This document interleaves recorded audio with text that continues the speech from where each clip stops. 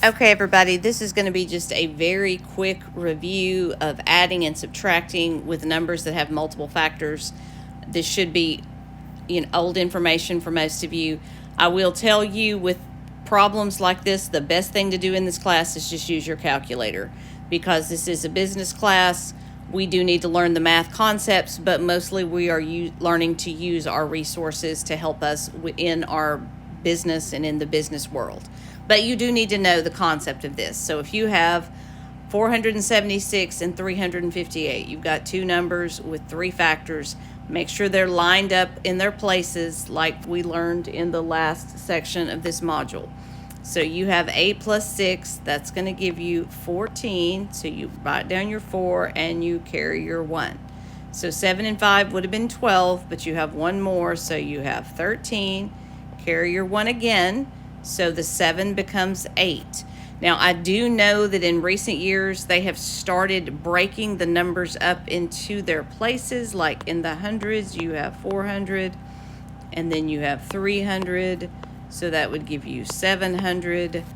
Then you would have, in the tens place, you would have 70 in the first number and 50 in the second, which is going to give you 120.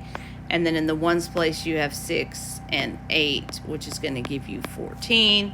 And you see, if you add those up, you get the exact same 834. So whatever floats your boat there, whatever you're used to, is perfectly fine. I'm going to do it the original way because that's how I learned to do it. 9 plus, we go on to the next one, we have 629 plus 487. 9 plus 7 is 16. You carry your 1, so then you have 11, because 8 plus 2 would have been 10 plus 1 more.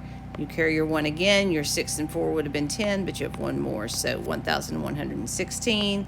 Again, you could break it up and do 600 plus 400. It's going to give you 1,000. You can do 20 plus 80 is going to give you 100. And you're going to get 9 and 7 is going to give you 16, which you see is going to give you 1,116. Okay, subtraction. I'm a little squished down here, but we'll make it work.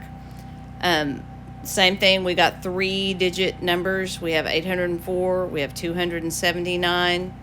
You see immediately you can't subtract 9 from 4, and you cannot subtract 7 from 0. So you're going to mark through your 80 and make it 79. And then you're going to end up with 14 minus 9, which is going to be 5. You're going to have 9 minus 7, which is going to be 2. You're going to have 7 minus 2, which is going to be 5. And the best way to double check subtraction is to take the answer that you get, add it back to the number you subtracted from your original number, and see 9 and 5 is 14. Carry your 1. So you have 7, 8, 9, 10. Carry your 1 again. So you have 804. And you see that matches the number you started with, so that you know you did your subtraction correctly. Okay, we have one more subtraction problem. Works exactly the same. You see you cannot subtract 8 from 2. You cannot subtract 6 from 0. So you make this 89. So you have 12 minus 8, which is 4. You have 9 minus 6, which is 3. And you have 8 minus 4, which is 4 again.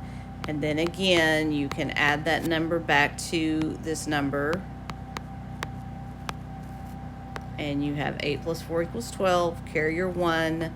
That gives you 10. Carry your 1 again, 902. So you did it correctly. All right, guys, that's all there is to that.